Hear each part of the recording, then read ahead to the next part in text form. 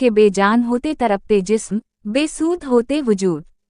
उसने 15 पर कॉल मिलाई और पुलिस को इत्तला दी कि शायद बच्चे बच जाएं।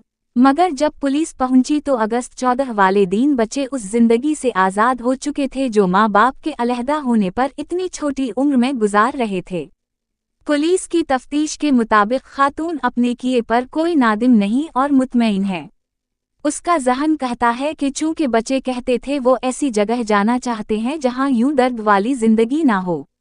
इत्तलात के मुताबिक ये पसंद की शादी थी, मगर शादी के बाद जब मोहब्बत का बुखार उतरा तो इख्तिलाफात बढ़ने लगे। फिर तलाक हो गई और बच्चों की कस्टडी यानी तहवील का केस शौहर जीत गया क्योंकि अदीबा ज़हनी आर्जे का शिकार थी। अदालत 11 साल से छोटे बच्चे मां की तहवील में देती है। ताहम अगर औरत दूसरी शादी कर ले या बदकरार हो या फिर किसी जिस्मानी या ज़हनी बीमारी या बुरे मुआशी हालात का शिकार हो तो अदालत बच्चों को बाप की तहवील में देती है। मगर इस अदालती फैसले के बावजूद गफरान बच्चों को मां से मिलने दिया करता था। बच्चे रात को भी मां के साथ रहने आ जाया करते थे।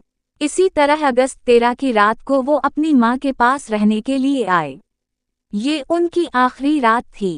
पुलिस के मुताबिक अदीबा ने गफरान से व्हाट्सएप पर पूछा कि क्या उसने जफर और सामिया के लिए यौम आज़ादी की मुनासिबत से कपड़े तैयार कर लिए हैं।